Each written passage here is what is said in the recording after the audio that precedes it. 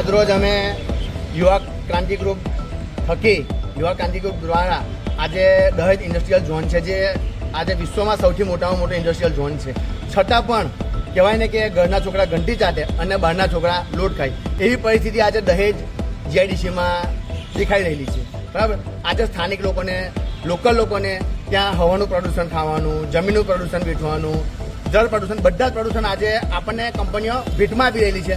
અને એની સામે શું કે નથી લેન્ડલોર્ડોને નોકરી મળતી, નથી સ્થાનિકોને નોકરી મળતી, નથી સ્થાનિકોને કે નથી લોકોને નોકરી મળતી. અને નોકરી મળે છે તો પણ ત્યાં એમને આર્થિક ટોર્ચર કે માનસિક ટોર્ચર કરીને એમને કાઢી મૂકવામાં આવે છે. કોઈ બી ફોટ મલાવી એમને કાઢી મૂકવામાં આવે છે. અને કેટલા પણ કિસ્સા આજે તમે દહેજ ઇન્ડસ્ટ્રીમાં જોઈ શકો છો.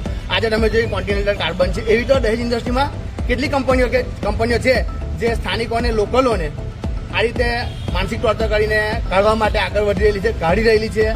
અને એની વાત રહી કે લેન્ડલોર્ડોને લેખિતમાં આપ્યા છતાં પણ જો રોજગારી ના મળતી હોય તો એના જેવી મોટી કોઈ વાત નથી. આજે અમે સોશિયલ મીડિયા માધ્યમથી કલેક્ટરશ્રીને આવેદનપત્ર આપેલું છે. એના માધ્યમથી ગુજરાત ગવર્મેન્ટને, ભારત સરકારને મેસેજ આપવા માંગીએ કે સાહેબ, આવા મુદ્દાઓ તમે ધ્યાન પર લો.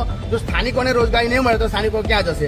અને આવી જ એક વાત બીજી એક કંપનીમાં ચાલી રહી છે કે ત્યાં સ્થાનિકોને, લોકોને ટાર્ગેટ કરવામાં આવે છે, માનસિક ટોર્ચર કરવામાં આવે છે. આવી અણગરી ત્યાં ખૂબ પ્રમાણમાં વધી ગયેલી છે.